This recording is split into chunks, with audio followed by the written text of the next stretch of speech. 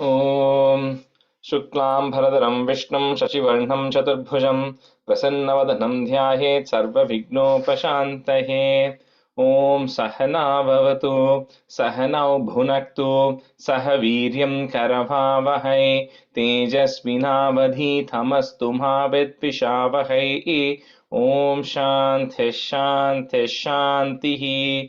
अगजानन पद्मार्कं गजाननमहर्निशम् अनेकदन्तं भक्तानाम् एकदन्तमुपास्महे। श्रीमहागणपतये नमः।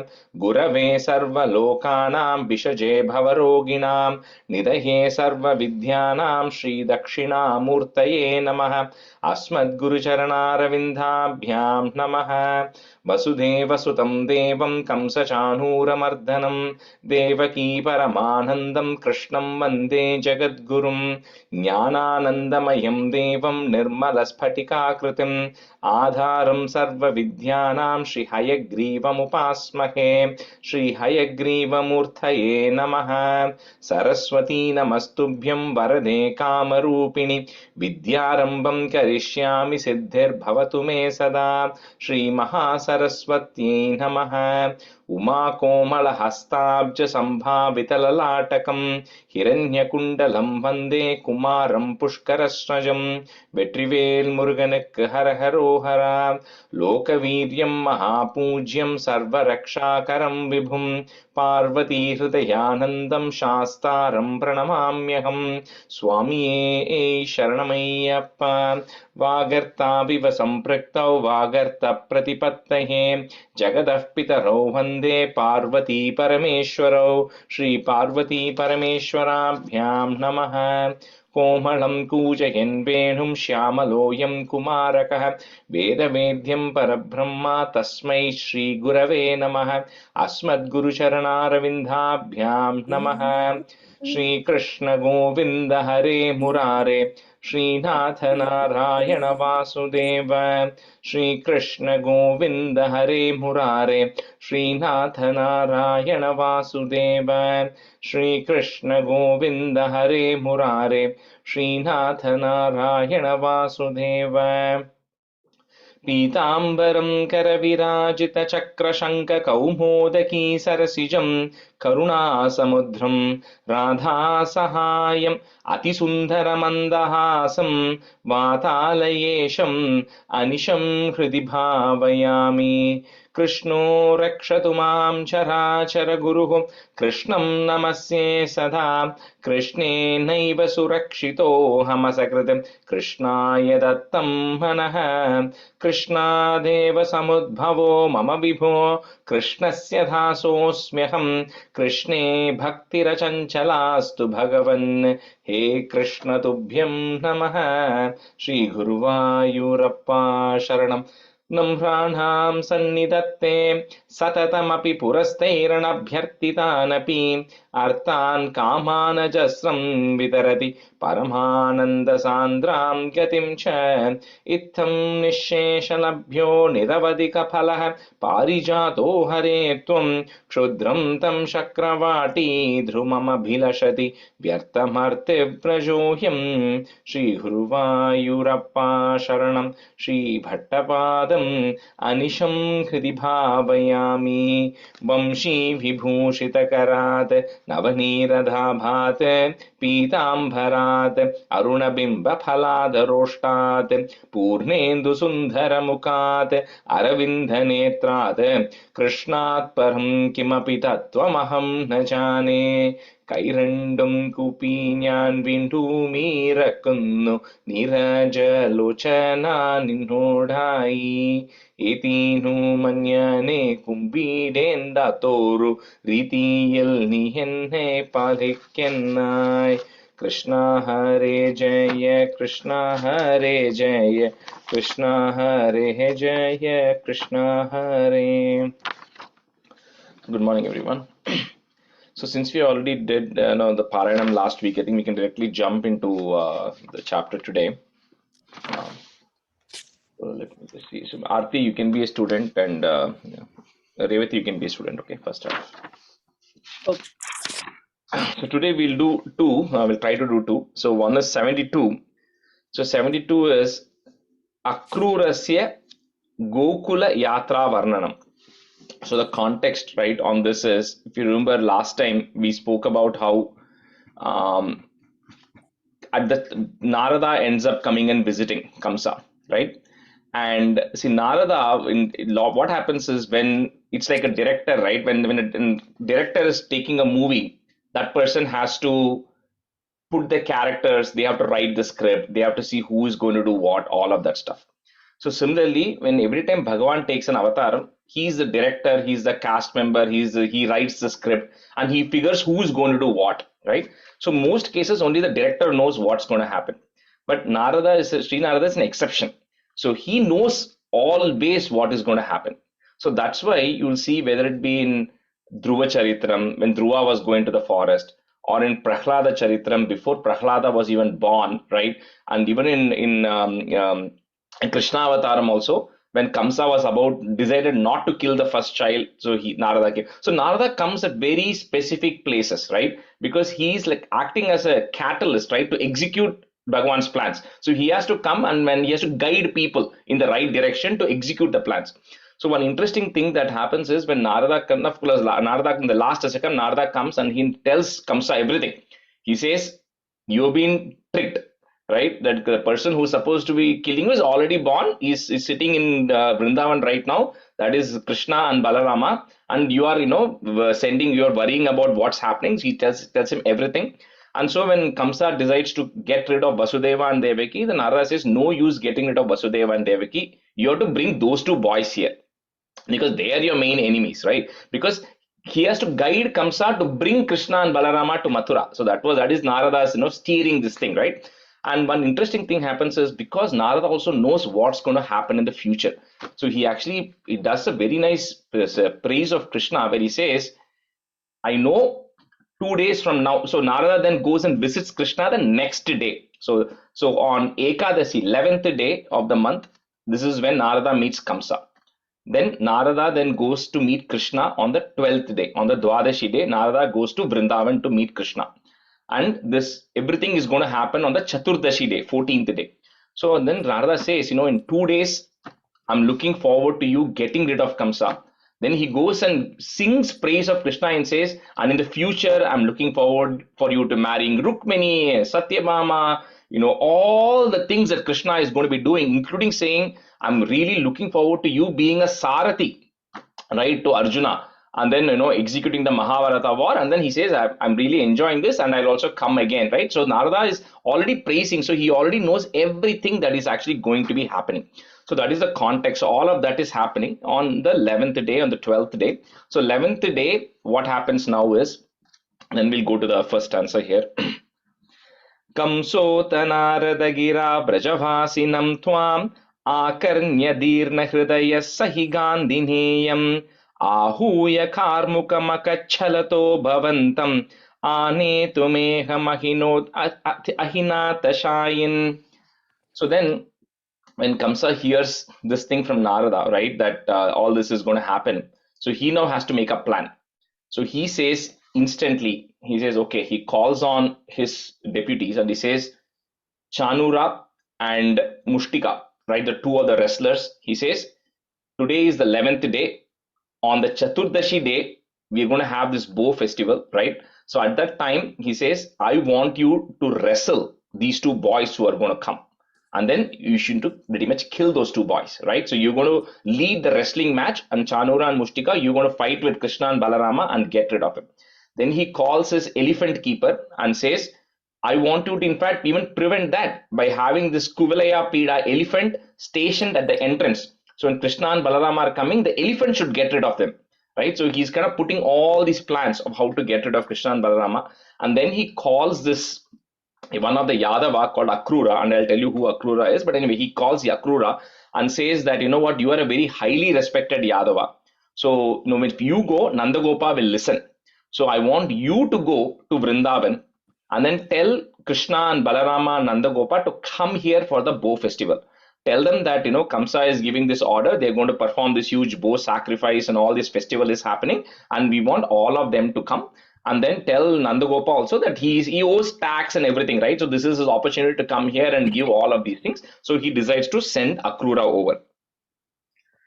So Kamsota Narada Gira Braja Vasinam Tuam. Put a im at the end of the line, comma. Next line, Ma Karnya becomes A Karnya. A Karnya Dirna Hridayaha. Put a is Hridayas Sahi Gandhineyam.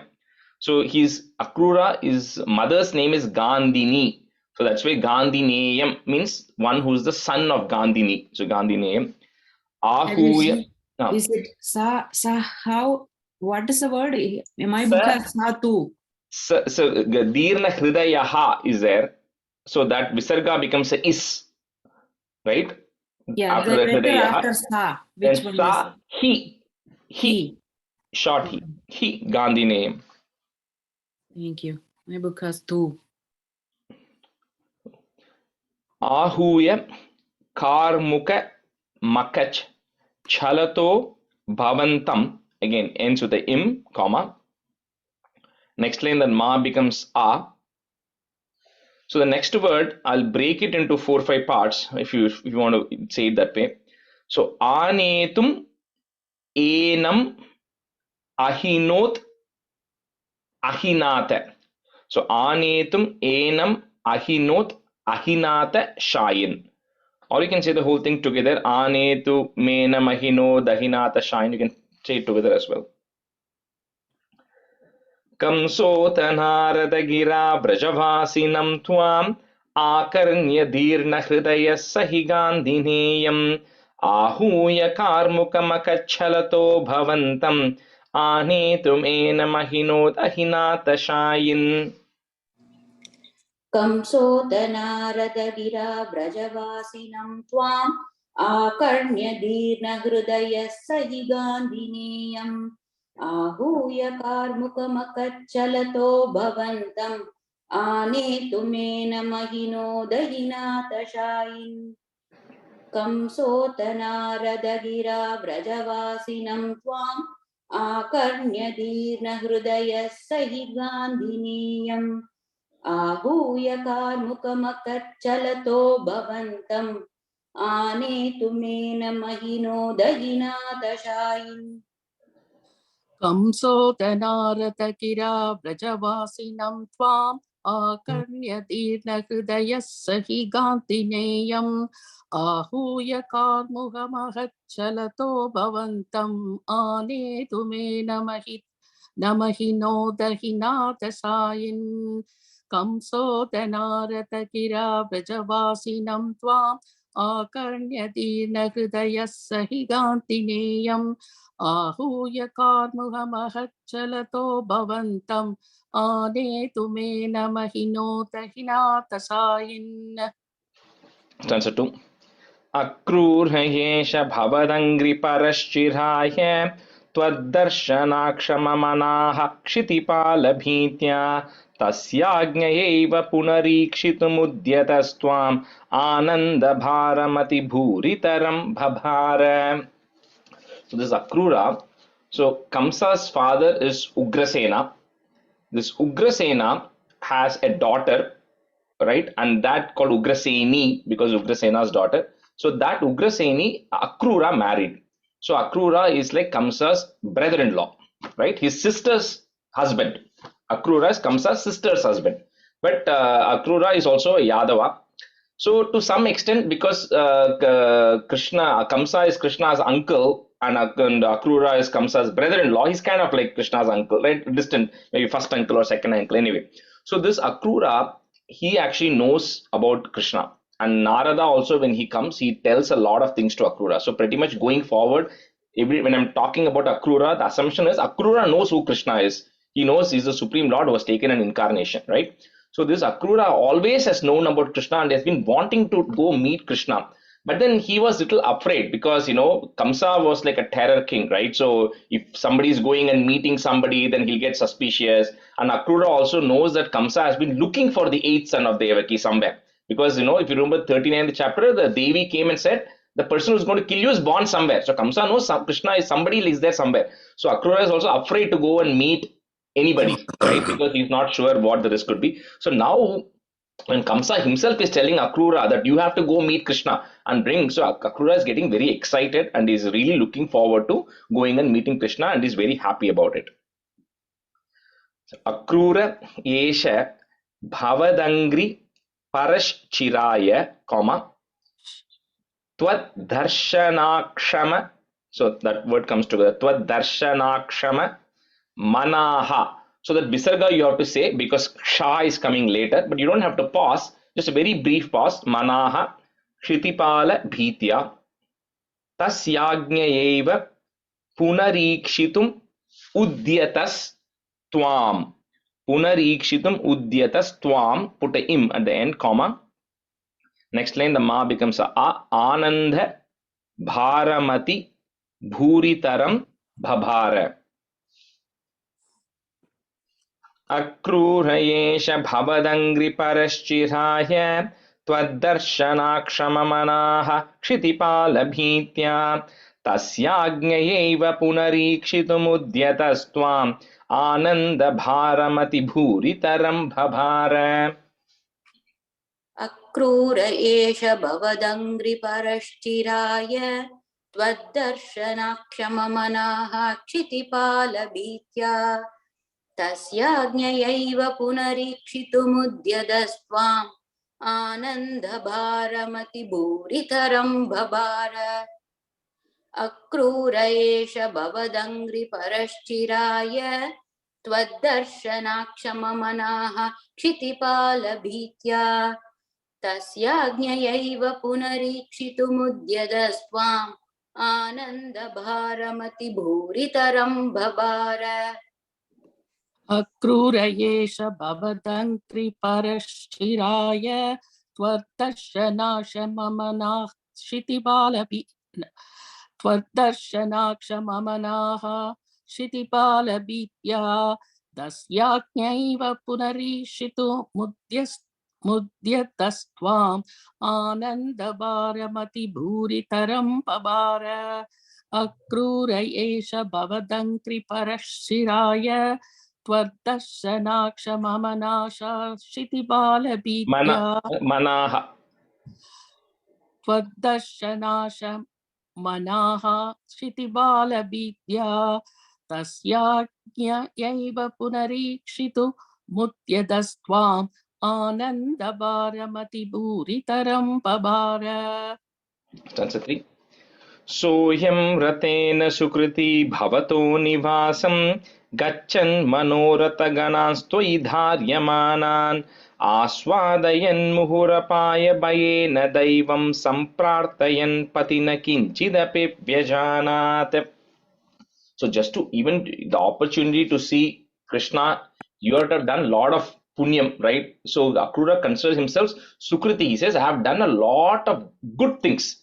So Su always means good. Whenever Su is used as a prefix, it means good. So he's I've done a lot of good deeds because of which, I'm actually getting this opportunity to actually go. So as he's driving in his chariot the next day, he's constantly thinking about it, right? He's, what?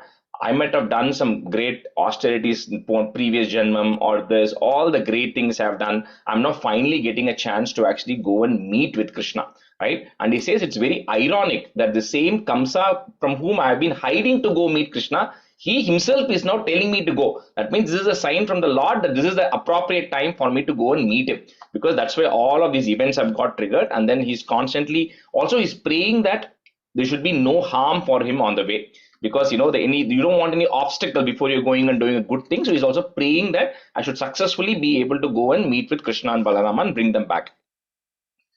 Soyam Rathena Sukruti Bhavato Nivasam, comma, Gachan Manorata Ganans Twai Dharyamanan Aswadayan Muhurapaya Bayena Daivam, and then put a plus, Samprarthayan. So that two lines will come together. Daivam plus Samprarthayan Pati na Kinchidapi Vyajanat. Sohyam Ratena Sukriti Bhavato Nivasam Gachan manorataganan stvai dharyamanan Aswadayan muhurapaya bayena daivam samprartayan patina kinchidapi vyajanat. सोऽयं रतेन सुकृती भवतो निवासं गच्छन् मनोरथगणांसि त्वयि धार्यमाणान् आस्वादयन् मुहुरपाय भयेन दैवं सम्प्रार्थयन् पतिन किञ्चिदपि व्यजानात् सोऽयं रतेन सुकृती भवतो निवासं गच्छन् मनोरथगणांसि त्वयि Sorry, धार्यमाणान् Arti, on the second line, Manoratha Ganans, Gana, Isda entered. I think you're seeing some other letter there. गणां सी सोलिटेन् Uh, सोऽयं रतेन सुकृती भवतो निवासं गच्छन् मनोरथगणां त्वयि धार्यमाणान् आस्वादयन् मुहुरपाय भयेन दैवं सम्प्रार्थयन् पतिन किञ्चिदपि व्यजानात् सोऽयं व्रतेन सुकृती भवतो निवासं गच्छन् मनोरथगणां त्वयि कार्यमाणान् आस्वादयन् मुहुरपाय पयेन दैवं सम्प्रार्थयन् पतिन किञ्चिदपि व्यजानात् सोऽयं रतेन सुकृती भवतो निवासं गच्छन् मनोरथगणां त्वयि धार्यमाणान् आस्वादयन् मुहुरपाय पयेन दैवं सम्प्रार्थयन् पतिन किञ्चिदपि व्यजानात्. Stanza 4. Drakshyami vedashatagitagatim pumamsam sprakshami kim svidapi nama parishvajeyam kim vakshyate sakhalu mam kvanu vikshitasyat ittam ninaya sabhavan mayameva margam. So anytime, we are also making a trip. If you're going to flying to India, then you're constantly thinking, okay, I'm going to go and meet this person. How am I going to go meet this person? How am I going to interact?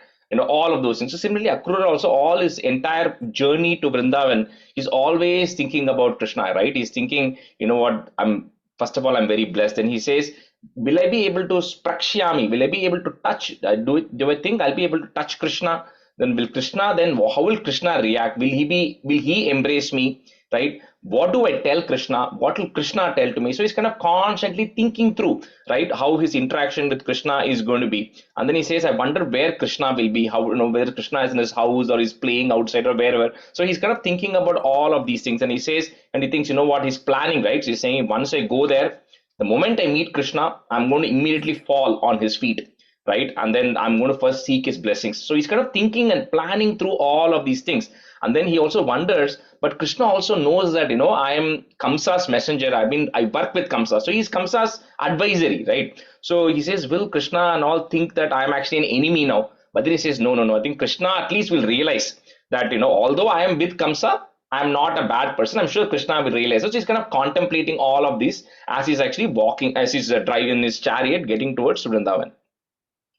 So Drakshyami Veda Shata Gita Gatim Pumamsam, Sprakshyami Kim Svidapi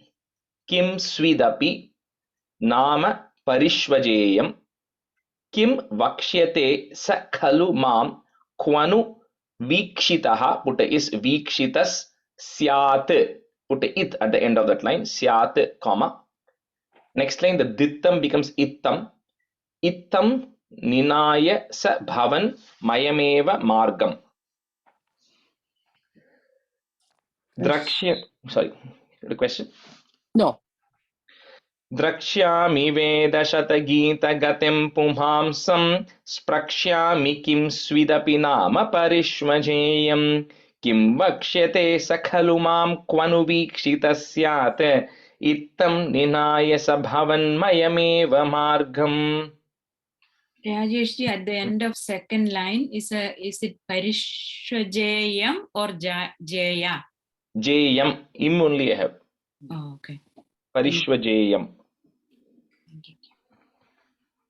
द्रक्ष्यामि वेदशतगीतगतिं पुमांसं स्प्रक्ष्यामि किं स्विदपि नाम परिष्वजेयम् किं वक्ष्यते स खलु मां क्वनुवीक्षितः स्यात् इत्थं निनाय स भवन्मयमेव मार्गम् द्रक्ष्यामि वेदशतगीतगतिं पुमांसं स्प्रक्ष्यामि किं स्विदपि नाम परिष्वजेयम् किं वक्ष्यते स खलु मां क्वनुवीक्षितः स्यात् इत्थं निनाय स भवन्मयमेव मार्गम् रक्ष्यामि वेदशतगीतगतिं पुमांसं सप्रक्ष्यामि किं स्वितपि नाम परिष्वजेयम् किं वक्ष्यते स खलु मां क्वनुवीक्षितः स्यात् इत्थं निनाय स भवन्मयमेव मार्गम् द्रक्ष्यामि वेदशतगीतगतिं पुमांसं प्रक्ष्यामि किं स्वितपि नाम परिष्वजेयम् किं वक्ष्यते स खलु मां क्वनुवीक्षितः स्यात् इत्थं निनाय स भवन्मयमेव मार्गम्. Stanza 5. So we'll do 5 and 6. I'll say the meaning together. So 5. Bhuyaha, put a ich sound. Bhuyah. Kramat abhivishan. If you want to break it, Kramat abhivishan. Bhavadangri putam, comma. Vrindavanam hara virincha surabhivandyam. Ananda magna iva lagna iva pramohe, comma. Kim kim dashantaram avapa na pankajaksha. Bhuyah kramadabhivishan bhavadhangriputam vrindavanam haravirincha surabhivandyam anandamagna iva lagna iva pramohe kim kim dashantaram avapana pankajaksha. भूयः क्रमात बिभिषन् भवतङ्घ्रिपूतं वृन्दावनं हरविरिञ्च सुराभिवन्द्यम् आनन्दमग्नैव लग्नैव प्रमोहे किं किं दशान्तरमवापन पङ्कजाक्ष भूयः क्रमात बिभिषन् भवतङ्घ्रिपूतं वृन्दावनं हरविरिञ्च सुराभिवन्द्यम् आनन्दमग्नैव लग्नैव प्रमोहे किं किं दशान्तरमवापन पङ्कजाक्ष भूयः क्रमात विविशन् भवदङ्घ्रिभूतं वृन्दावनं हरविरिञ्च सुराभिवन्द्यम् आनन्दमग्न इव लग्न इव प्रमोहे किं किं दशान्तरमवापन पङ्कजाक्ष भूयः क्रमात विवसन् भवदङ्घ्रिभूतं वृन्दावनं हरविरिञ्च सुराभिवन्द्यम् आनन्दमग्न इव लग्न इव प्रमोहे किं किं दशान्तरमवापन पङ्कजाक्ष. That's a 6. पश्यन्नवन्दत भवद्विहृतिस्थलानि पांसुष्वेष्ठत भवच्चरणाङ्गितेषु किं ब्रूमहे बहुजना हि तदापि जाताः एवं तु भक्तितरला विरलाः परात्मन्. So finally, Akrura is now entering Vrindavan, right? So like any Punya Kshetram, right? The moment you enter itself, you feel a certain energy coming there. So the moment he enters Vrindavan, which Vatripa says is already so pure, because in Mathura, Krishna was born and then, he lived for some time. But Vrindavan is where he kind of did all of his Leela when he was young, right? He was small. And then this place is filled with Krishna running around that place, right? So that entire land is sanctified because of Krishna and Balarama being there. And also this is also the place where Hara, which is Shiva, and Virincha, which is Brahma, even they come and worship Vrindavan, right? And Vrindavan, even Brahma has come. You remember in the 51st chapter or something, Brahma also came to Vrindavan, right? Narada also has come to Vrindavan. So all these gods have also come to Vrindavan to worship Krishna there, right? So it's a very sanctified and a pure land. And at some point, in the future, when Narada actually meets some munis in the beginning of the Kali Yuga, so he goes and says, where they say, we are not seeing dharma being anywhere. So he says, no, you should go visit Vrindavan, because that is a place where things are still happening, right? It's still a happening place for dharma, right? So this was at the transition period. Anyway, so this is a very sanctified place. So automatically, when Akrura is entering that land, he is actually feeling, very blissful and extremely happy. And then when he starts seeing the various places where Krishna would have probably run, so he then gets down and then he rolls in the sand. So we saw in one other chapter, right, where when Krishna was walking, a lot of the sages came down and then they also rolled in the sand because Krishna's footprints are there. So similarly, Akrura is also getting down from the chariot and then he's kind of getting that energy into him, right? So he's also rolling in the sand where your feet would have touched. And Bhattacharya says, although at that time, during the Dwapara Yuga, Bahujana, there have been a lot of people who are very devotional, who are very spiritual. But he says there are very few who are as devoted and spiritual as Akrura was, right, at that time. So he's kind of describing how devoted Akrura is. Now, remember, I don't know if you all remember, but the same Akrura comes in the Semantaka jewel episode.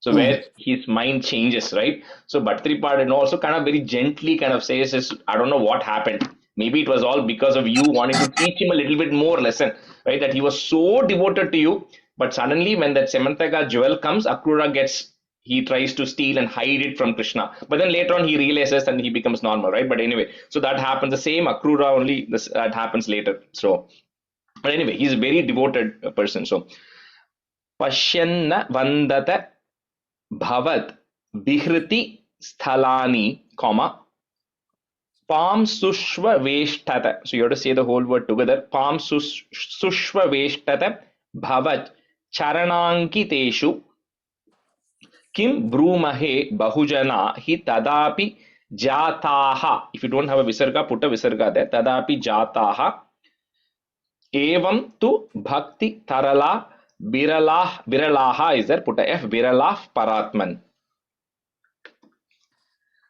Pashyanna vandata bhavat vihrtistalhani pam sushvavishtata bhavat charanankiteshu kim bhrumahe bahujana hitadapi jataha evam tu bhakti tarala viralah paratman.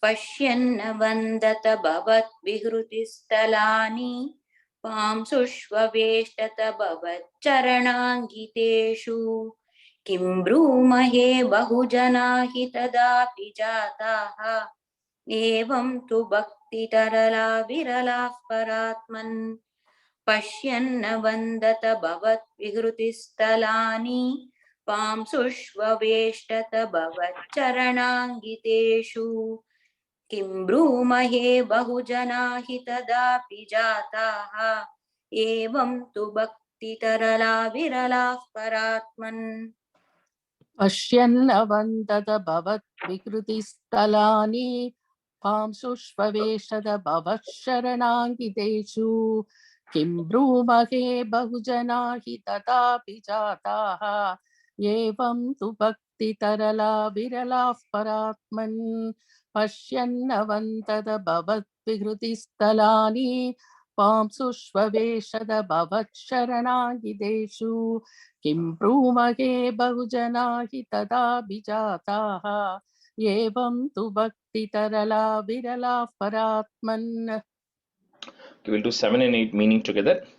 Sayam sa gopa bhavanani bhavach charitra, and then put a plus, Geetamrita prasrita karna rasayanani. So the first 2 lines are together. Pashyan pramoda sariteva kilohyamano, half ha kilohyamano, comma, gachan bhavat bhavana sannidhim anvayasit. Sannidhim anvayasit, if you want to break it. सायं स गोपभवनानि भवच्चरित्रगीतामृतप्रसृतकर्णरसायनानि पश्यन् प्रमोदसरितेव किलोह्यमानो गच्छन् भवद्भवनसन्निधिमन्वयासीत्. सायं स गोपभवनानि भवच्चरित्रगीतामृतप्रसृतकर्णरसायनानि पश्यन् प्रमोदसरितेव किलोह्यमानो गच्छन् भवद्भवनसन्निधिमन्वयासीत्. सायं स गोपभवनानि भवच्चरित्रगीतामृतप्रसृतकर्णरसायनानि पश्यन् प्रमोदसरितेव किलोह्यमानो गच्छन् भवद्भवनसन्निधिमन्वयासीत्. Arthi, on the second line end, Rasayanani short E, okay? So just be careful there. सायं सकोपभवनानि भवत्सरित्रगीतामृतप्रसृतकर्णरसायनानि पश्यन् प्रमोदसरिदेव किलोह्यमानो गच्छन् भवद्भवनसन्निधिमन्वयासीत्.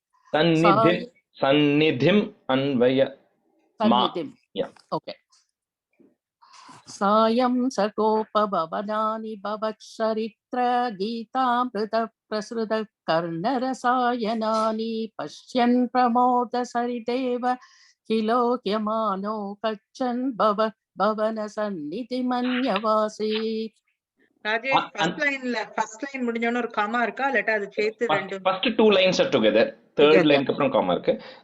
The fourth line end Revati Sannidhim Anvavasit.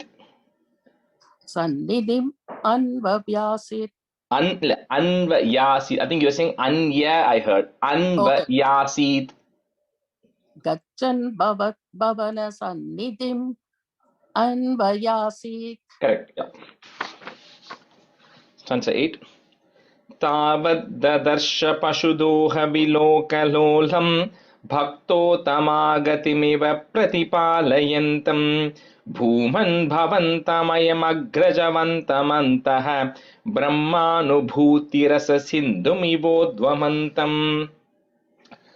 So, you know, like whether you're going to Tirupati or you're going to even Vrindavan or Guruvar, any religious place you go, when you start approaching the town and you start nearing it, automatically you'll see everywhere there are like some indications, right? So either there's some music playing related to Govinda, some songs will be playing. So kind of it gives you the feel of you entering into the town, right? Similarly in Palani you go, you'll see that, right? Muruga everywhere. Similarly, when Akrura is entering into Vrindavan, now he's reaching by Sayam, around the dusk time he's reaching. So when he's reaching and then he's seeing all the Gopikas all in the evening in their house, and then he's seeing this, you know, Geeta Rasayanani, he's hearing this music that is actually coming out, singing that is coming of the various pastimes. So they're also singing about the Lord. He's constantly hearing praises of the Lord and stories. So it's always falling on his ears. So with that, he gets even more excited, right? So he's already very excited. Now he's getting even more energized. And then finally he reaches, you know, Bhavat Sannidhim. Sannidhim means your house. So he finally reaches your house, Krishna, right? So there in the evening time, Akrura sees Krishna along with Balarama. So they are all, you know, they were around the place where, you know, his Yashoda or somebody was milking the cows. So they're kind of in the cow shed area, right? And then there, when he sees, it felt as if Krishna was already expecting Akrura to come. So he felt when Akrura just looked at Krishna from a distance, it was as if Krishna was already expecting Akrura. And then he felt even more ecstatic, right? That finally he's going to go and meet Krishna and Balarama. So Tavad Dadarsha, the double the coming there. Tavad Dadarsha Pashu Doha Biloka Lolam, comma Bhaktotam Agatim Iva. So you can break it into three parts if you want. Bhaktotam Agatim Iva Prati Palayantam Bhuman. Even the next one, we can break that word into four parts if you want to. Bhavantam Ayam Agrajavantam Anta. Bhavantam Ayam Agrajavantam Anta, and then put a visarga at the end. Antaha, comma. Next line on top of that Brahmanu, there will be ir, you can remove that. Brahmanu bhuti rasa sindhum ivodvamantam. Tavad dadarsh pashudoha vilokalolam bhaktotamagatimeva pratipalayantam bhuman bhavantamayamagrajavantamantah brahmanubhuti rasa sindhumivodvamantam. तावद्ददर्श पशुदोह विलोकलोलम् भक्तोत्तमागतिमिव प्रतिपालयन्तम् भूमन् भवन्तमयमग्रजवन्तमन्तः ब्रह्मानुभूतिरससिन्धुमिवोद्वमन्तम् तावद्ददर्श पशुदोह विलोकलोलम् भक्तोत्तमागतिमिव प्रतिपालयन्तम् भूमन् भवन्तमयमग्रजवन्तमन्तः ब्रह्मानुभूतिरससिन्धुमिवोद्वमन्तम् तावद्ददर्श पशुदोह विलोकलोलं भक्तोत्तमागतिमिव प्रतिपालयन्तम् भूमन् भवन्तमयमग्रजवन्तमन्तः ब्रह्मानुभूतिरससिन्धुमिवोद्वमन्तम् तावद्ददर्श पशुदोह विलोकलोलं भक्तोत्तमागतिमिव प्रतिपालयन्तम् भूमन् भवन्तमयमग्रजवन्तमन्तः ब्रह्मानुभूतिरससिन्धुमिवोत्वमन्दम्. So last line, right? So the Brahmanu bhuti. So the bliss of Brahman which Akrura was feeling inside his mind, right?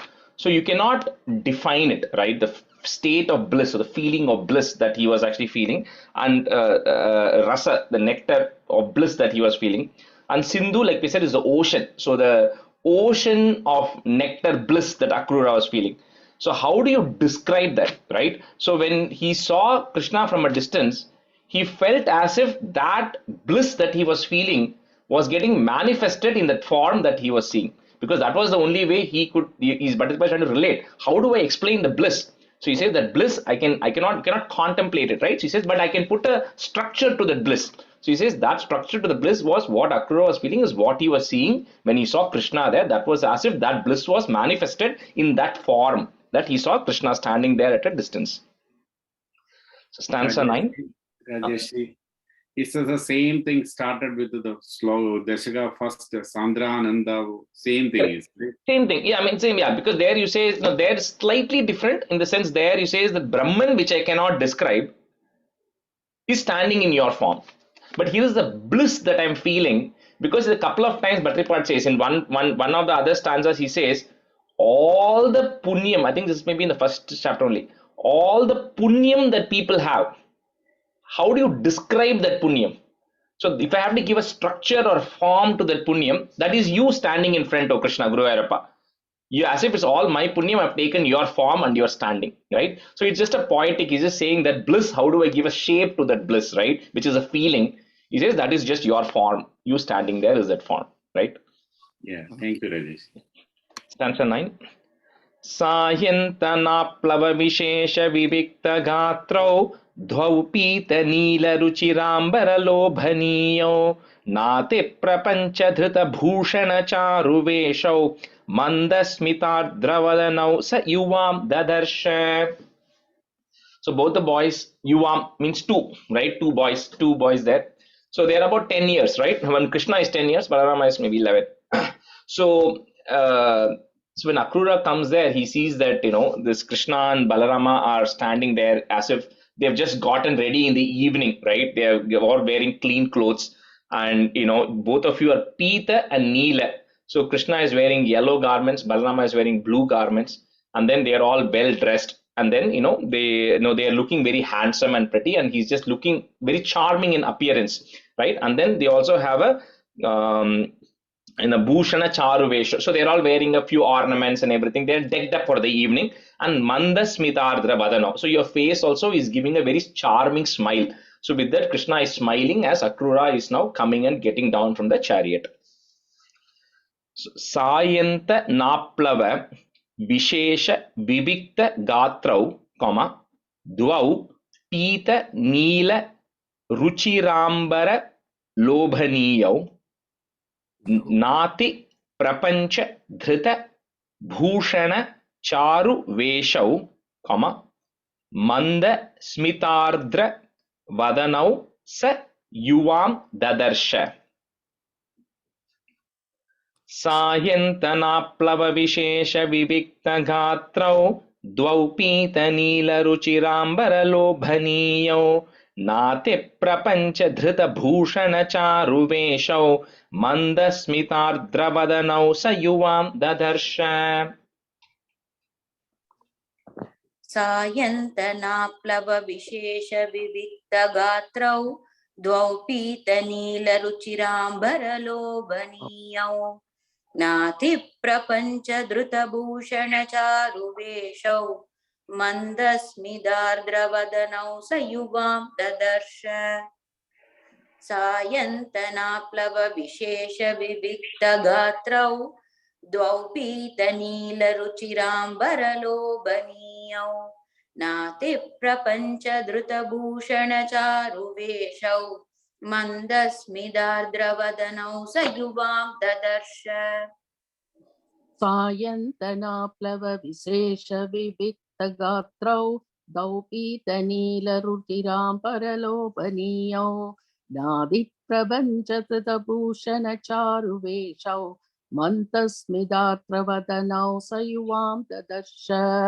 सायन्तनाप्लव विशेष विविक्त गात्रौ द्वौ how do you say that? Dvau द्वौ पीतनीलरुचिराम्बरलोभनीयौ नादिप्रपञ्चकृतभूषणचारुवेशौ मन्दस्मिदार्द्रवदनौ स युवां ददर्श.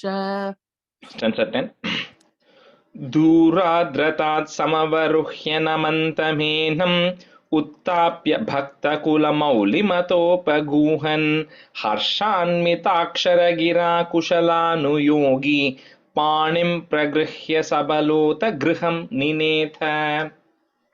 So when Akrura then sees, of course now he's just overwhelmed, so he immediately jumps from his chariot and like he had planned, he goes and does a Shashtang Namaskaram to Krishna and Balarama. And when he does that, then he's also so ecstatic that, he starts crying, right? There's tears flowing from his eyes. And he was so excited that he could not even speak. So he's then standing, then he stands up and then he's, putting his head down. He's not even able to speak. So recognizing this, Krishna is then going and holding Akrura, right? Remember, if he was contemplating, is Krishna going to touch me? Am I going to embrace and all of that stuff? So like he had planned, he first goes and does a namaskaram. Then Krishna is holding Akrura's hand.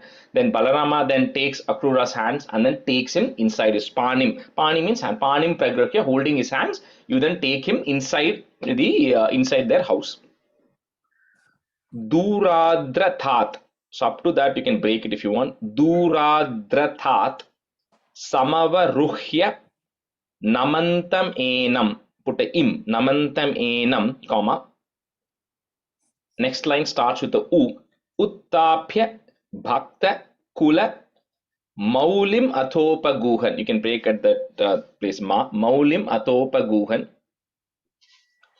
Harshan Mithakshara Gira Kushalanu Yogi, comma, Panim Pragrihya Sabalota Griham Nineta. Nineta or Nineya? Ninetha. Okay. Ninetha, the second tha. Ninetha. Duradratat samavaruhya namantamhenam उत्ताप्य भक्तकुलमौलिमतोपगूहन् हर्षान्विताक्षरगिरा कुशलानुयोगी पाणिं प्रगृह्य सबलोत गृहं निनेथ. दूराद्रतात् समवरुह्य नमन्तमेनम् उत्ताप्य भक्तकुलमौलिमतोपगूहन् हर्षान्विताक्षरगिरा कुशलानुयोगी पाणिं प्रगृह्य सबलोत गृहं निनेथ. दूराद्रतात् समवरुह्य नमन्तमेनम् उत्थाप्य भक्तकुलमौलिमतोपगूहन् हर्षान्विताक्षरगिरा कुशलानुयोगी पाणिं प्रगृह्य सबलोत गृहं निनेत दूरात्रदात् समवृह्य नमन्तमेनम् उत्थाप्य भक्तकुलमौलिमतोपगूहन् हर्षान्विताक्षरगिरा कुशलानुयोगी पाणिं प्रगृह्य सबलोत गृहं निनेत दूरात्रदात् समवृह्य Revati, नमन्तमेनम् அந்த இடத்துல समवरुह्य. समवरुह्य Yeah. दूरात्रदात् समवरुह्य नमन्तमेनम् उत्थाप्य मौलिमतोपगूहन् हर्षान्विताक्षरगिरा कुशलानुयोगी पाणिं प्रगृह्य सपलोत गृहं निनेत. Okay, let's just switch. This one has got 12 stanzas. Shobha, you can be a student, and Swami, you can be a student. Stanza 11. Nandena sakamamitadarmarchayitva tam yadavam taduditam nishamayya vartam gopeshu bhupati nidesha katham nivedya nana katha birihatena nishamanaishihi. So then once Akrura goes in, like Nandagopa, everybody is there, and Nandagopa and Akrura, no, they have a usual conversation, right? So Nandagopa is asking how is everybody doing, how is Kamsa treating you? I know he's a very evil king, so all the subjects are always going to be struggling. So they're having the casual conversation and everything. So Akrura doesn't say anything at this point, right? He's just having a general conversation with Nanda. Then after dinner and everything is over, then Akrura then comes and Akrura and Krishna are having a conversation. So there Akrura goes, as if Krishna doesn't know, Akrura goes and narrates the entire plan. He says, listen, Narada came and Narada said this to Kamsa. So Kamsa knows everything right now, and Kamsa wants all of you to come, and he's then going to, this plan is to get rid of you and Balarama. And he wants Nandagopa and everybody to come, and he wants you all to come the next day. So like I said, Ekadashi day they met, Dwadashi day Akrura is coming here. The Dwadashi day in the morning was when Narada had come and met Krishna, and that was the same day where the Vyomasura Vadam happened in the previous chapter, right? And now this person also, Akrura, is coming that evening. The 12th day evening, Akrura is coming. 13th day is when they all end up leaving, and 14th day is when the Kamsavatam is happening. So anyway, so he says, so this has all been planned. All of this is going to happen in 2 days. So you all have to come. So he briefs Krishna and Balarama about all the details. So then Krishna, and then he goes and tells, because he doesn't want to break everything, all the news to everybody. So to Nanda, he then says, Kamsa has invited all of you, right? And then he also wants you to bring all the tax and all of the other related things, right? So at that time, then Nandagopa then lets everybody know that next morning they're all going to leave to Mathura. So he tells everybody to plan, all the Gopas also to join, because there's a big bow festival and they're all going to be going there. So Nandena Sakam Amitadaram Archayitva. If you want to break it into 3 there, Sakam Amitadaram Archayitva, comma, Tam Yadavam Taduditam Nishamayya Vartam Gopeshu Bhupati Nidesha Katam Nivedya, comma, Nana Kathabhiriha Tena Nisham Anaishihi. Nandena sakamamitatharamarchayitva tam yadavam taduditam nishamayya vartam gopeshu bhupati nidesha katam nivedya nana katha bhirihatena nishamanaishihi.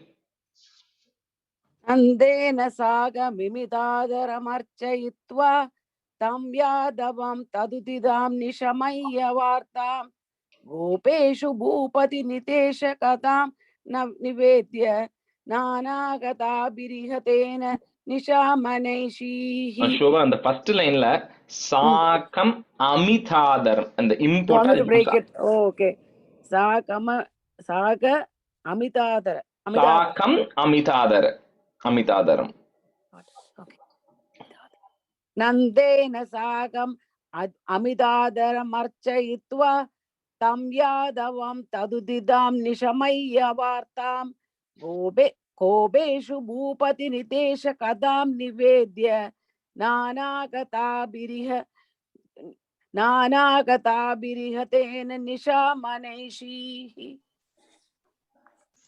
नन्देन साकममितादरमर्चयित्वा तं यादवं तदुदितां निशमय्य वार्तां गोपेषु भूपतिनिदेशकतां निवेद्य नानाकथाभिरिहतेन निशामनैषीः नन्देन साकममितादरमर्चयित्वा तं यादवं तदुदितां निशमय्य वार्तां गोपेषु भूपतिनिदेशकतां निवेद्य नानाकथाभिरिहतेन निशामनैषीः चन्द्रागृहे किमुत चन्द्रभगागृहेऽनु राधागृहेऽनु भवने किमु मैत्रविन्दे धूर्तो विलम्बत इति प्रमदाभिरुच्चैः आशङ्कितो निशिमरुत्पुरनाथपायाः. So that night, because Krishna is spending his time in the last word of the previous paragraph, Nisham Anaishi. Nisha means night. So because he was busy talking with Akrura, and he knew, Krishna knows, next morning he's going to leave and then he's not going to come back, right? So the previous night, that night, he does not go and meet with anybody at all. So all these other people are all wondering, where is this Krishna? Normally he comes out, he hangs out with us in the evening and night and everything, and they don't see Krishna at all that night, right? So they are all just, asking, maybe he is in Chandra house, Chandra Grihe, means Chandra's house, or Chandra Bhaga, that is another person, or Radha, or Maitra Vinda. So it's maybe they're debating, maybe he's in that person's house, maybe he's in this person's house. So they're all kind of talking about it, but Krishna doesn't go and meet with anybody, right? And then that's how that night is getting spent, the previous night. And they all keep doubting, Shankito. They're all very suspecting of where you are. Oh, Marut Puranatha, O Lord of Guruvayur, please protect me. With that, this comes to an end. Chandra Grihe Kimuta Chandra Bhaga Grihe Nu, comma, Radha Grihe Nu Bhavane Kimu Maitravinde Dhurto Vilambata Iti Pramadabhiruchaihi. So put a visarga at the end. Pramadabhiruchaihi, comma. Next line, the Ra goes away, becomes a. Ashankito Nishi Marut Puranatha Payaha. Chandra Grihe Kimuta Chandra Bhaga Grihenu Radha Grihenu Bhavane Kimu Maitravinde Dhurto Vilambata iti Pramadabhiruchaihi Ashankito Nishimarut Puranatha Payaha. Chandra Grihe Kimuda Chandra Bhaga Grihenu Radha Grihenu Bhavane Kimu Maitravinde Durdo Vilampada Idi Pramada Biruchaihi Ashankito Nisimarut Puranada Payaha. Chandra Grihe Kimuda Chandra Bhaga Grihenu Radha Grihenu Bhavane Kimu Maitravinde Durdo Vilampada Idi Pramada Biruchaihi Ashankito Nishimarut Puranada Payaha.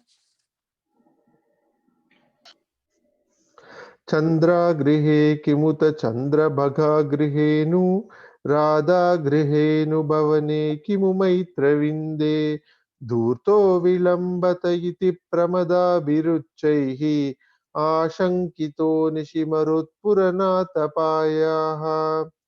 Chandra Grihe Kimuta Chandra Bhaga Grihenu Radha Grihenu Bhavane Kimu Maitravinde Dhurto Vilambata iti Pramada Biruchaihi Ashankito Nishimarut Puranatha Payaha. Shri Krishna Parabrahmane Namaha. Complete 72. 73 is Bhagavato Mathura Prasthana Varnanam. So Lord leaving for Mathura. That's 73. So we'll do every 2 lines, we'll say the meaning here. Nishamayya Tavata Yana Vartam, comma, Brishamartaha, is there put a F, Brishamartah Pashupala Balikas Taha, Kimidam. So the next word, that it's katam, but because the next word after that is starting with a na, it becomes like a in, so it's easy to say it also. Katan nvithimaha. So it like, if you have to say it in English, nvi in invithimaha. Okay, so katan invithimaha, comma, samavetaha, is there put a F, samavetah paridevitanya kurvan. Nishamayya tavatayana brishamartah pashubala balikastah kimidam katanvitimaha samavetah paridevitanya kurvan. निशमय्य तवादयानवार्तां प्रशमार्तः पशुपालबालिकास्ताः किमिदं कदनन्विधीमाः समवेदः परिदेवितान्यकुर्वन्. Shobha, and the third line, Yes. katam anvitima, you are saying. So katan, so if you are writing in English, right? So katan, K-A-T-H-A-N, katan, and then you put another N, katan, then N-V-I. Got So it. it becomes Okay. like katanvi timaha. Kadannibidatmaha. Okay. Katanvi timaha. You kind of say that both of those words together. Sure. Thanks. निशमय्य तवादयानवार्तां परशुमार्तन पशुपाल Brishamartha. पृषुमार्त पशुपाल बालिकास्ताः किमिदं निशमय्य तवादयानवार्तां पृषमार्तः पशुपाल बालिकास्ताः किमिदं कदनन्विधीम. Brother, it's okay. And you're saying anvi, you don't use the word a. Katanvi timaha. No one at all. Okay. Kimidam kadanvidhimaha samaveda parite vidanya kurvan. Yep, we got it. Urkatane. Swami Srana, Nutrana. Ni cholitel, 2 times cholitel. Okay, that was. निशमय्य तवातयानवार्तां वृषमार्ताः पशुपालबालिकास्ताः किमिदं कतन्वितीमाः समवेताः परिदेवितान्यकुर्वन् निशमय्य तवातयानवार्तां वृषमार्ताः पशुपालबालिकास्ताः किमिदं कथन्वितीमाः समवेताः परिदेवितान्यकुर्वन्.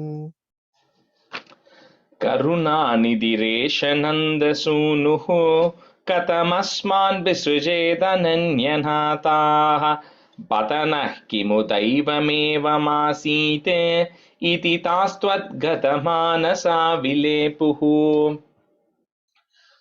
So the next morning, right? So this the Krishna Gopika, it's not like a fairy tale ending, right? It's a pretty sad ending. In the if you think in the materialistic terms, it's a sad ending, but in real terms, they attained liberation. So it is actually a good ending eventually. But from the way we think of how we contemplate things, how we look at things, it's not a fairy tale ending from that perspective, right? So they come to know in the morning that Akrura has come, and then he's going to take Krishna and Balarama to the city. So in the moment they hear that, they get extremely distressed.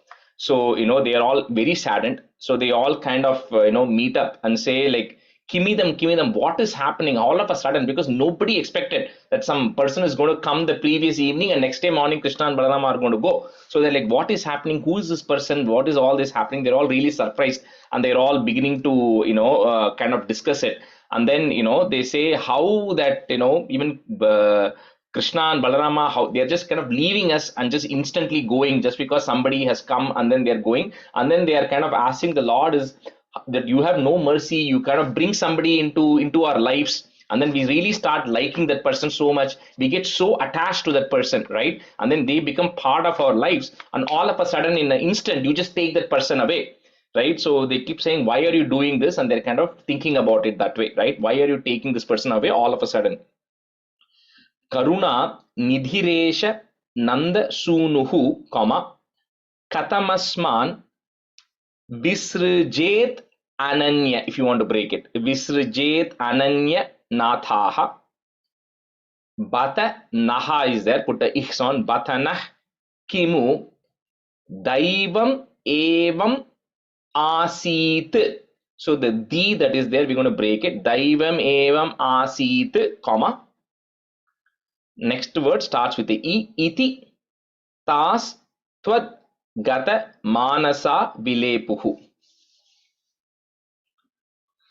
करुणानिधिरेश नन्दसूनुः कथमस्मान् विसृजेत नन्यनाथाः बतनः किमु दैवमेवमासीत् इति तास्त्वद्गतमानसा विलेपुः.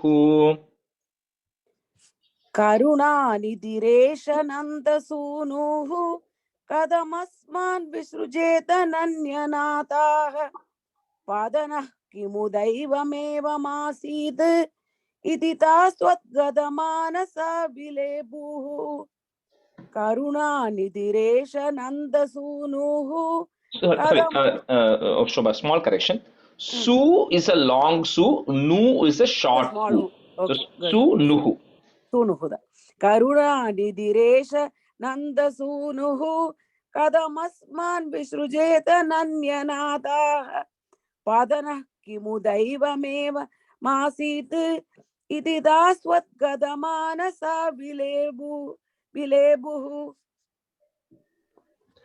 करुणानिधिरेश नन्दसूनुः कथमस्मान् विसृजेत नन्यनाथाः बतनः किमु दैवमेवमासीत् इति तास्त्वद्गतमानसा विलेपुः. करुणानिधिरेश नन्दसूनुः कथमस्मान् विसृजेत नन्यनाथाः बतनः किमु दैवमेवमासीत् इति तास्त्वद्गतमानसा विलेपुः. Stanza 3. Charama prahare pratishthamaanaha, saha pitra nija mitra mandalaischa paritapa bharam nitambhininam, shamayishyan vyamuchaha is there, put a is vyamuchas sakhayamekam. Charama prahare pratishthamaanaha सह पित्रा निजमित्र मंडलैश्च परितापभरं नितम्बिनीनां शमयिष्यन् व्यमुचः सखायमेकम्. चरमप्रहरे प्रदिष्टमानः सह पित्रा निजमित्रमण्डलैश्च परितापभरं निदम्बिनीनां शमयिष्यन् व्यमुचः सखायमेकम्. चरमप्रहरे प्रदिष्टमानः सह पित्रा निजमित्रमण्डलैश्च परितापभरं निदम्बिनीनां शमयिष्यन् व्यमुचः सखायमेकम्. चरमप्रहरे प्रतिष्ठमानः सह पित्रा निजमित्रमण्डलैश्च परितापभरं निदम्बिनीनां शमयिष्यन् व्यमुचः सखायमेकम्. चरमप्रहरे प्रतिष्ठमानः सह पित्रा निजमित्रमण्डलैश्च परितापभरं निदम्बिनीनां शमयिष्यन् व्यमुचः सखायमेकम्. Stanza 4. अचिरादुपयामि सन्निधिं भो भविता साधुमयैव सङ्गमश्रीः अमृताम्बुनिधौ निमज्जयिष्ये द्रुतमित्याश्वसिता बधूरकार्षीः. So, so this is happening in the Charama. So the night is divided into multiple quarters of sections of hours. So this is all happening now. What's going to happen is in the last 3 hours of the night, which is like maybe very early morning of one of those periods, right? So at that time, so when the women come to know, so they're all worried that morning comes. This Krishna, he's been completely living in the village with all of us. So he's now going to go to the city because Mathura was a bigger city at that point, right? So he's going to go to the city. So if he goes to the city, then they're worried that he's going to get distracted, he's going to fall into bad ways, and then he may decide never to come back. So they somehow start feeling, like every parent feels, right, when the child leaves. So they're kind of thinking, what, although they know that the Akrura has just come to take them for the bow festival, but they're worried somehow that, this moment this boy leaves the village, the moment he goes and sees what's in Mathura city, and he sees all the things which are available there, maybe he will never come back. And maybe he'll fall into bad ways. They're beginning to really start worrying about him because he's only 10 years old right now, right? But then they're thinking, maybe the Krishna is a smart boy, he's a very sincere, obedient boy, so maybe he'll be fine, right? So they're kind of discussing among themselves, right? That hopefully he'll be fine and he doesn't fall into bad ways and all of that stuff. So in that last 3 hours of the night, so Krishna then sends a messenger. That's why, Sakhayam, one of his friends, he sends one of his friends. So Krishna personally also doesn't go and meet, right? So this is like a lesson, right? Because he's teaching to Gopikas also is you should never hold something so close to you that, then because nothing is permanent, right? Things are always going to change. So he's also, and that's the message he also tells. Well, right now he tells the Gopikas, the message he sends is that don't worry, I'm going to go and I'm going to come back. I'll come and meet you all. And don't worry about it. Don't worry about me. The standard message, right? Krishna sends it out to the Gopikas. But then you also know later when he sends Uddhava, that's the message he gives is you don't have to have a person right next to you to always feel happy about that person, right? You can always think about that person in mind and do not be physically bound that the person has to be next to me for me to feel happy about it. You can always remember that person and think about that person in your mind. And especially for Krishna, he says, Krishna then message the Uddhava also senses, he is a Brahman himself. So you just have to, you can just think about him anytime you want, and then he will come to you, right? So that is, but anyway, at this point, he sends a messenger to the Gopikas saying, I'll be back, right? Don't worry about it. And then that's the message the Gopikas get.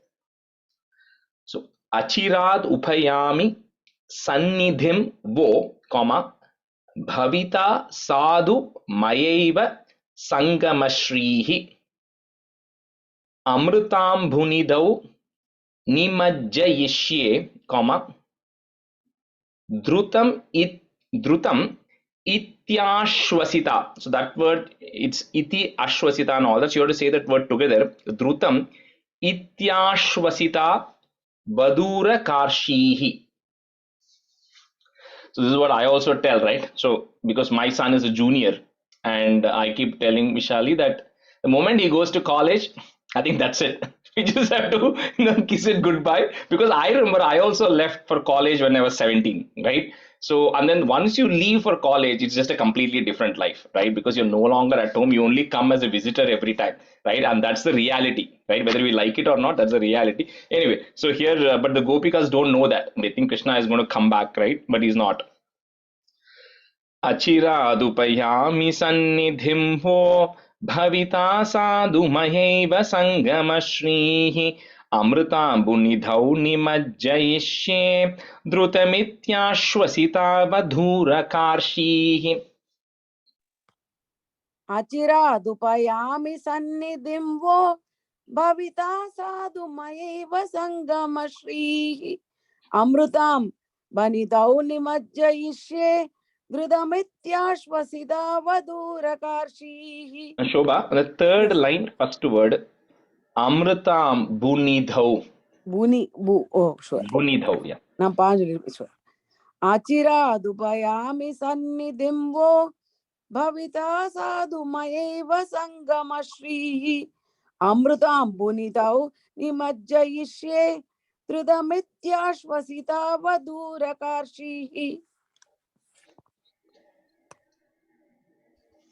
Adira dupayami sannidhim vo bhavita sadhu mayaiva sangama shrihi amritam bunidau nimajjayishye dhrutamityashvasita vadurakarshihi achira dupayami sannidhim vo bhavita sadhu mayaiva sangama shrihi amritam Sorry, Swami, we lost you. Karshihi. Okay, I think we lost you very briefly in Nadula, but I think we can hear you now. Yeah. Stanza 5. Savishada bharam sayachnya muchaihi. So there's a ich coming there. There are two letters coming there. One is a ich, ch. Second is a nya, nya. Okay. So sayachnya muchaihi, comma. Atiduram vanita bhirikshyamanah mridu taddishi patayenna pangan, comma, sabalo krura. So sabalo akrura, but that word again, that S symbol is there, it comes together. Sabalo krura rathena nirgato bhuhu. Savishadabharam sayachnya muchaihi atidhuram vanitaabhirikshyamanah mridutaddishi patayenna panghan sabalo krura ratena nirgato bhuhu.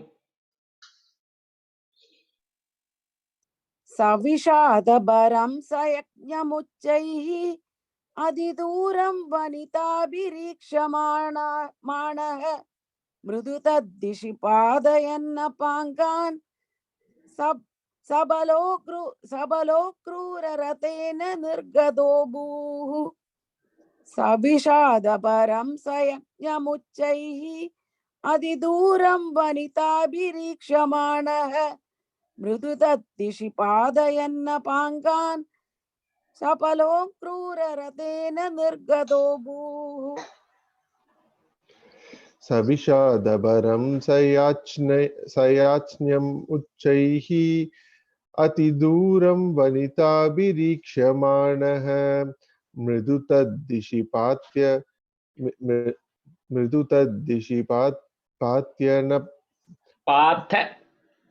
patayanna pangan sabalo krura ratena nirgato bhuhu. Savishadabaram sayachnyam atiduram vanitaabhirikshamanah mridutaddishi patayanna pangan sabalo krura ratena nirgato bhuhu. Stanza 6. Anasa bahulena vallabhanam manasa chanugatota vallabhanam vanamarta mrigam vishanna vriksham samatito yamuna tati mayasihi. So the Gopikas now are thinking, that this Krishna also, right? They are so worried, but they're thinking even this Krishna also doesn't have a heart. Like he doesn't even seem to care. He is already mounted the chariot. So Akrura is now gotten ready in the morning and they're all loading the carts and everything else. And Krishna also gets into the chariot. So this is Gopikas are like, even this boy doesn't even feel like, staying back. He also seems to be eager to go. So he's also, he's breaking his heart. He's hard-hearted, right? He's not caring about us. And then they think even this cow herds, the gopas also, they also don't seem to be caring because they are also busy all packing the carts and everything, and nobody seems to be stopping. Even the wise people of the village, they are also not stopping Krishna. So this Gopikas are wondering, it's like everybody is working against us today, right? Nobody seems to care that Krishna is leaving. It seems like only we are the ones who are worrying that Krishna is leaving, and so they are getting extremely dejected. And then they finally decide, It's no use relying on anybody else. We have to take the matter in our own hands. So they, let go all the shame and everything. And then as the cart starts moving, they start screaming, "Oh Krishna, oh Balarama, come back," right? They start yelling at the carts, hoping that anybody will care. But all Krishna does is he just gives a side glance towards the Gopikas, right? He doesn't say anything, he doesn't come back, and the carts end up leaving. So he's just looking in the direction, but the Gopikas are yearning and calling to Krishna and Balarama to come back, but that doesn't happen, and they are going. So that's what is happening in fifth. Then then what happens is as the carts start going, so the Nanda Maharaja along with other Gopas, everybody's kind of loaded their wagons and they're all going. And so then the gopis are just standing, right? So here it says, as long as they could see in the various chariots have flag posts and everything, right? So as long as they could see the flag post, as long as the dust which is coming from the wheels are visible, the gopikas are standing there with any hope that the carts would turn back and Krishna would come. But that doesn't happen, right? And the carts just go. So once they all just go, then they finally turn back, realizing that he's not going to come back now, right? And then the Krishna and everybody, they all just leave. So while the Vallavanam in the stanza 6, which are the Gopas, they are going along with Krishna. It says, however, the Gopikas, the Vallabhanam is referring to the Gopikas, their manasa, their mind is going. So because the Gopikas are not going to Mathura. So while the Gopas are going to Mathura, the Gopikas are letting their minds go. That is what Bhattaripad is saying here, that the minds are going with Krishna. And they cross all the, when they cross all the, being the poet, he says, when they're going through the forest, when they're going through all the things, everything is weeping, because everything knows that Krishna is not going to come back anymore to Vrindavan, right? So all the forests and the trees, everything of Vrindavan is also weeping because Krishna is finally leaving Vrindavan and he's not going to come back. And the cart finally goes, and finally they reach Yamuna 13. They reach the banks of Yamuna at this point. So Anasa Bahulena Vallavanam, Manasa Chanugatota Vallabhanam Vanam Artha Mrigam Vishanna Vriksham. So Vriksham, trees, Mrigam is all the animals, everybody there. Vanam Artha Mrigam Vishanna Vriksham, Samatito Yamuna Tatima Yasihi. Anasa Bahulena Vallavanam Manasa Chanugatota Vallabhanam Vanamarta Mrigam Vishanna Vriksham Samatito Yamuna Tatimayasihi. Anasa Bahulena Vallavanam Manasa Chanugatota Vallabhanam Vanamarta Mrigam Vishanna Vriksham Yamutito Yamuna Tadimayasi. Samatito. So fourth line, Samatito. Samatito Yamuna Tadimayasi. Anasa Bahulena Vallavanam Manasa Chanugadoda Vallabanam Vanamartha Mrigam Vishanna Vriksham Samadito Yamuna Tadimayasi. Anasa bahulena vallavanam manasa chanugatoota vallabhanam vanamarta mrigam vishanna vriksham samatito yamuna Tatimayasihi. Yamuna okay. Samatito yamuna tatimayasihi. Anasa bahulena vallavanam manasa gatota vallabhanam vanamata mrigam vishanna vriksham samatito yamuna tatimayasihi. Krishnaya Parabrahmane Namaha. We'll end it here because the next 4 stanzas are one story, so I don't want to break it in between. सान्ध्वानन्दावबोधात्मकमनुपमितं कालदेशावधिभ्यां निर्मुक्तं नित्यमुक्तं निगमशतसहस्रेण निर्भास्यमानम् अस्पष्टं दृष्टमात्रे पुनरुरुपुरुषार्थात्मकं ब्रह्मतत्त्वं तत्तावद्भाति साक्षात् गुरुपवनपुरे हन्त भाग्यं जनानां कायेन वाचा मनसेन्द्रियैर्वा बुद्ध्यात्मना वा प्रकृते स्वभावात् करोमि यद्यत् सकलं परस्मै नारायणायेति समर्पयामि. Thank you, everybody. Thank you, Rajaji. Thank you, Have a Rajaji. great Thank weekend. you, Rajesh. Thank Thank you. you, Rajesh. Bye.